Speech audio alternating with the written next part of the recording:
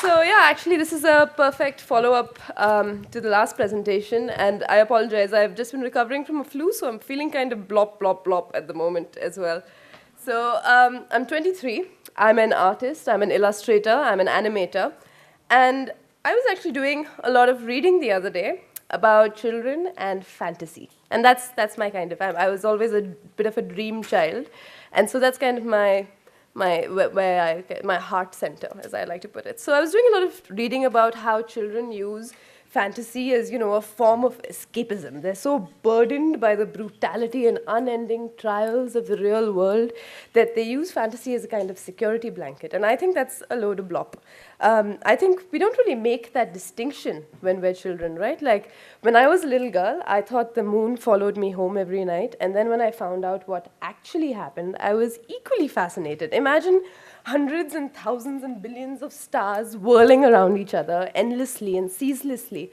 Or when I was told that, animals move, but plants don't, I was completely flummoxed because I'd seen all of action and reaction and motion in the simple closing and opening of a little touch-me-not plant.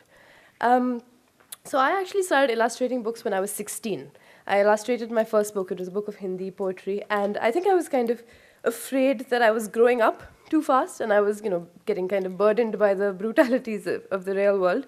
So I started to illustrate, and I've illustrated about 10 since.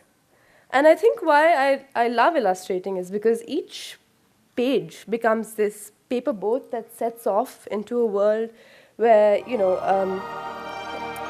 each page becomes this paper boat that sets off into a world where crows can speak, or into towers where lovers are united, or into the wheezing yellow ambassador of a man with a really curly mustache. And I felt like every time I'd illustrate a book, I'd kind of get swallowed up by these watercolor wonderlands and spat out a couple of hours later. So I did everything. I learned how to animate. I painted buses. I let stories be told on buses, on walls. I design stages. I work with traditional storytellers. So I've been working with shadow puppeteers in Kerala and with Sufi storytellers in Kutch and Sindh and all of that. But the one thing that I religiously avoided was technology. And I sense there are a few technophobes in this room. Are there technophobes in this room? I know there was one lady there with the last question who seemed like a bit of a technophobe. But yeah, I think there are definitely technophobes in this room. So I was one of these technophobes. And on one of these journeys with the Sufi singer, Mukhtiar Ali, I was under the starry desert skies in Rajasthan. And we were in conversation about how nothing had changed since the time of the ancient Indian epic, the Mahabharata. So back in the day, when us Indians wanted to travel, we'd jump into our chariots, and zoom across the sky. And now we do the same with aeroplanes. And back then, when Arjuna was thirsty, he'd take out a bow, he'd shoot it into the ground, and water would come out. And now we do the same with drills and machines and that kind of stuff. And so the kind of conclusion that we came to was that magic had been replaced by machines. And this made me really sad. I felt like, if anything, technology should enable magic, not kill it. When I was a little girl, my grandfather gave me this little silver pocket watch.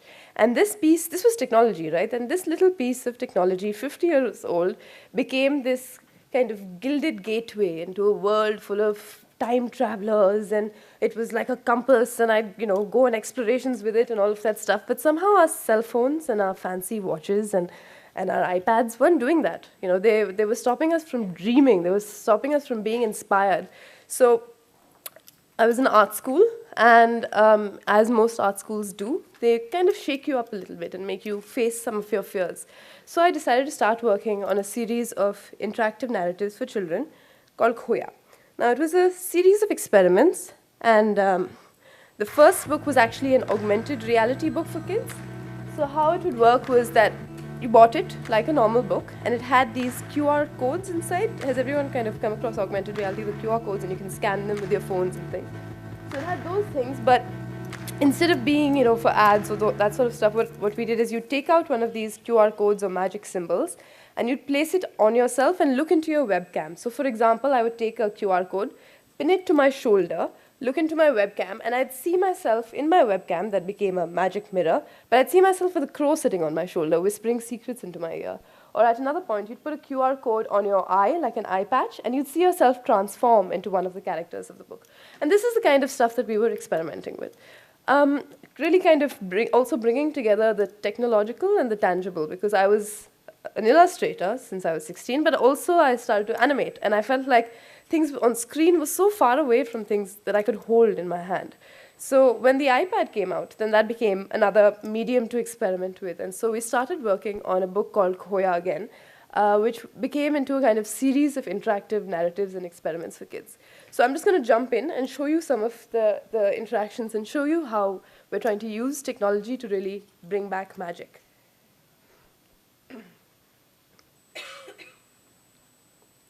So it says, place your fingers upon each light. I don't know if you can see, but I'm placing my fingers on screen. Can we have the volume? Yeah, so I'm placing my fingers, and it scans my hand.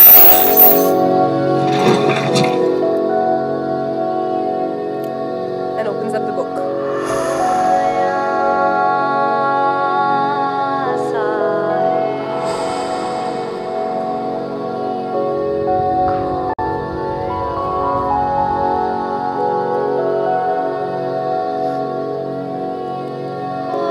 Now it says, this box belongs to, and I type in my name, and then I become a character in the book. So of course, like, GPS is very useful and it's very functional, and there's this kind of obsession with how useful and functional technology is. But I think GPS is also quite magical. Like, you know where you are at all points. I can see my friends on a map and I know where they are. So over here what actually happens is that once you've typed your name in, it scans your GPS and you get little letters through your experience of the book where it's addressed to you and it actually knows where you are.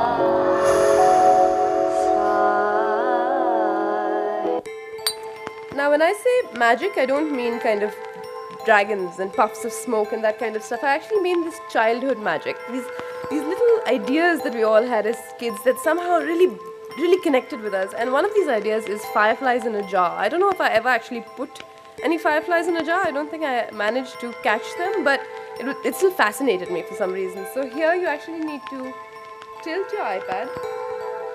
So I'm tilting it. And let the fireflies out. And then they illuminate your way through the rest of the book.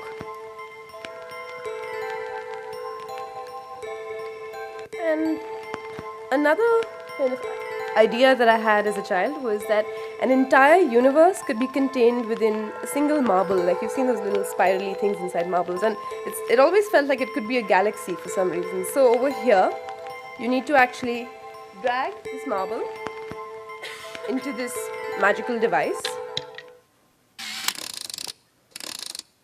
and it opens up the map of that world.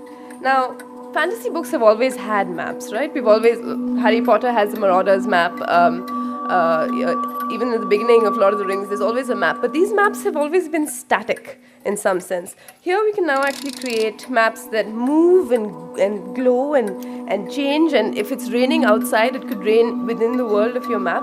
You can tell where different characters are at different points of the book. We can really explore what a fantasy map can look like now. In fact, after at first it was a kind of flat map, and then we said, okay, let's try and make it into a circular map that actually you navigate like this. So you wall it around, and then you enter into one of the chapters. And of course, then it gets into the book itself, which is a lot of text. I mean, we have, about 72 pages of lots of text and animation and interaction and all of that. But one of the things that also, for me, became quite exciting was seeing how this could now be I'm a very local artist. I live in Bangalore.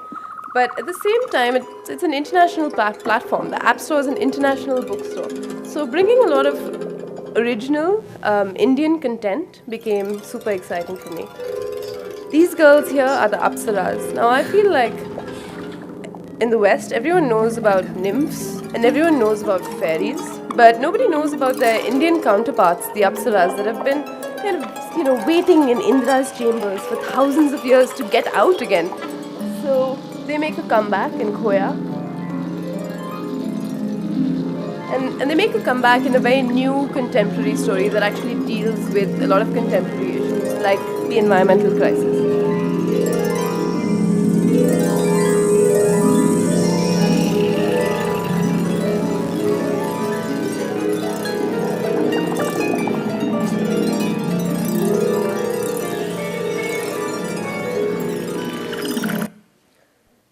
So I was saying they deal with kind of new issues like the environmental crisis. So it's a completely new story.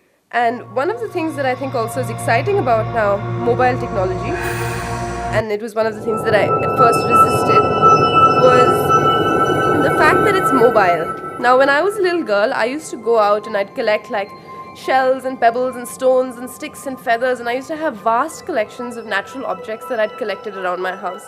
And somehow I feel like in the last 10 years, because of PCs, kids have been glued to their PCs, like inside dark rooms and stuff, playing video games. But now with mobile technology, like smartphones and iPads, we can actually use this technology to get outside the house and into natural spaces. So a lot of the interactions in the book as well try and do exactly this.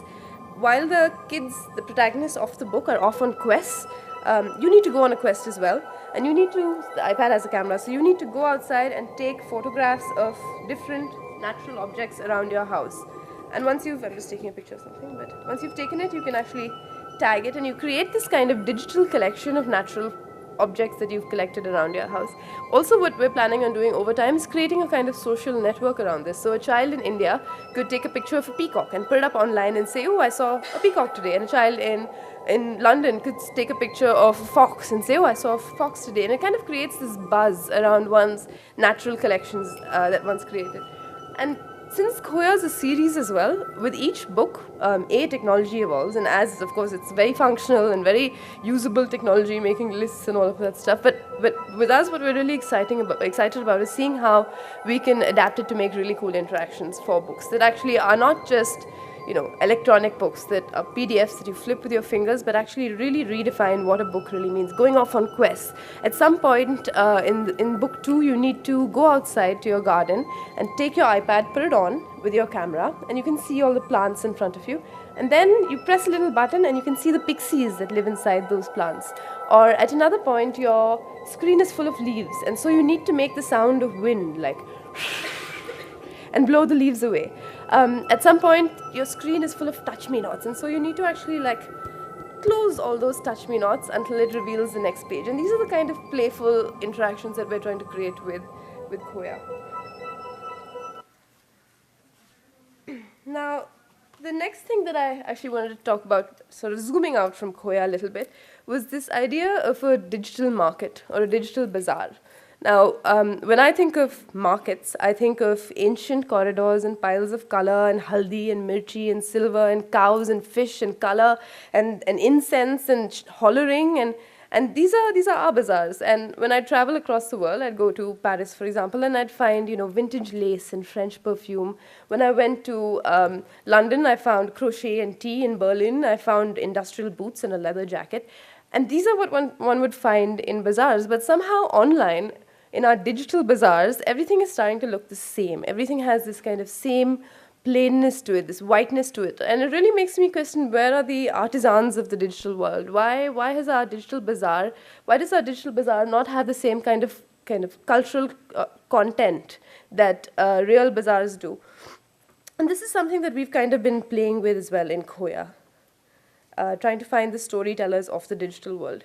So we really are finding ourselves facing a vast ocean of possibilities. I got over my technophobia, and I found myself holding a device that really represented a kind of new direction. It's multisensorial. So for me, it was actually bringing together sound and animation and interaction and touch and like all of these different senses were being bombarded all the time. So how could one really play with those to create a really rich book? The second thing also is playing with the fact that they're intelligent books. So these are devices that can know where you are. They can know how you're holding it. They can potentially connect readers all over the world at the same time. So we really wanted to play with what one could do with it. Another kind of exciting possibility with this was that as a 22-year-old, I no longer needed this giant publishing house hanging on top of me, where I was just one of the cogs in this huge machine. We didn't need distributors. I was 22 when I started it. Me and my boyfriend came up with all the stories together. My mother funded it. We got coders in Bangalore. It was all very much within the family. I didn't have an iPad when I started working on it. I cut myself out a cardboard iPad, and I put in all the frames as pieces of paper within it, and then I'd take them off and try pretend like I was interacting with it.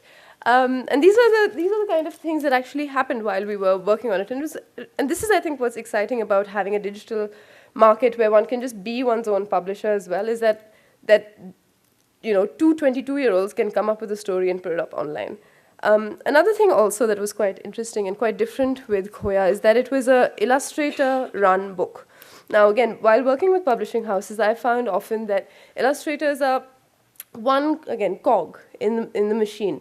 So usually what happens is that I get a story. Very often I don't know the author, don't know who the author is, and I illustrate each. But now, actually, what happened is that sometimes I would start by just drawing. Like if I'd just start doodling, finding different archetypes around the world, creating character sketches, making a 3D model, having my final character, and then having, Avijit write the story around that character. So it was quite an amazing also jam between, in terms of creating a story. It didn't always have to be word first and then illustration, but actually it was illustration first and then word.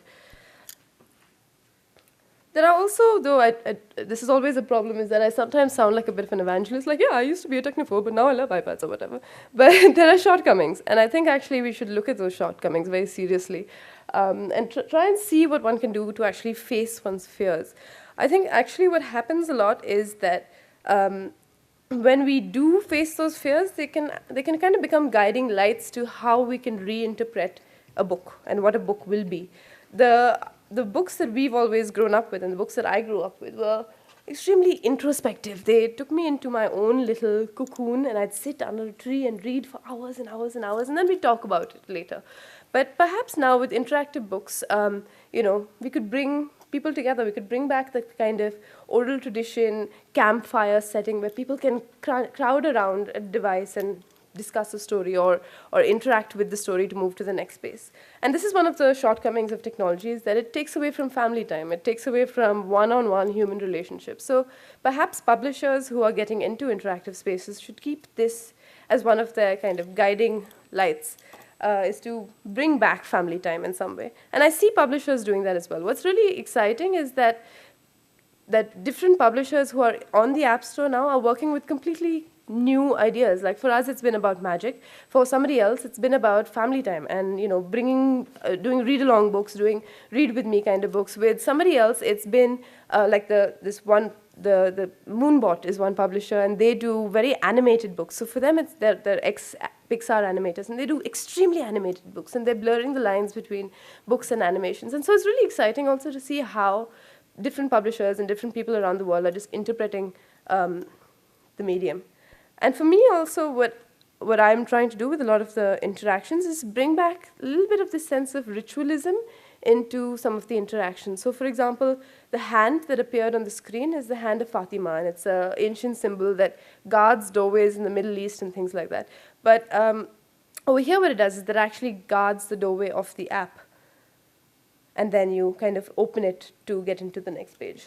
I'm always constantly inspired by all the completely unconventional beauty all around us in India and in this part of the world. And so that actually becomes part of the illustrations. And over here, for example, the snake stone, you need to whisper a mantra to it at some point in the book, and then it kind of glows and opens up the lair of the goddess who lives within it. So I think what at least I'm excited about is seeing how we can again, create explorers of the world, create magicians, create sages, fairies, dream childs, all on the digital world. And I sometimes feel like a bit like Alice in this App Store wonderland, but it's comforting to see that there are Mad Hatters like Hervé, who came earlier, that exist there as well. Thank you.